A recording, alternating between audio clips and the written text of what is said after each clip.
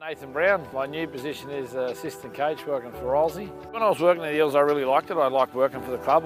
I've got a good relationship with Buckets and Jim and all the people I work with. I really actually enjoyed the club, So when I did leave, I always said that it was a great club to work for. So Rolsey was talking to St George a while ago, and when he was talking there, he said, would I want to go and work for him? At that stage, I was living in Sydney, and I thought, well, that'd be fun. I thought that'd be good fun. And then obviously Rolsey come along to Parramatta, and initially I wasn't looking to be living in Sydney at that stage, so nothing really come of it. But I like the idea of working with Jace. I played with him when he was very young. I coached him when he was obviously, in probably the prime part of his career. But I just like the apprenticeship he's done. He's done a wonderful apprenticeship. He's worked under some terrific coaches, had a lot of different experiences. And as far as younger coaches go, he's probably done as good an apprenticeship as you could probably ask of anyone to do. And he's given himself his best possible hope. So I'm quite confident that he's going to bring some new things to the club, which, when you change clubs, that's what you're hoping, I suppose. You have a coach that did, BA did such a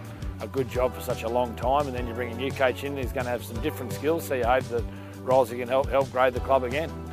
Coaching today is probably harder than when I first started. When I first started, there's a lot more shows, a lot more media around it, so there's probably less room for error, and that's one of the good things that Rolsey's done. He's done a good chunk of experience. He couldn't probably ask him to even work with Eddie Jones in rugby union, so he's diversified himself a little. So whilst I've got the most experience out of everyone, I think I'm going to get as much from them as they'll get from me, that's important for me. Working with Sammy, a young emerging coach, young Polynesian coach, which in our game day is very, very important when nearly half the players are of Polynesian descent, learning the different cultures and what's important and what's not. Again, I like to think I've learned some along the way, but Sammy's going to be a great teacher for not only me, but for the club there.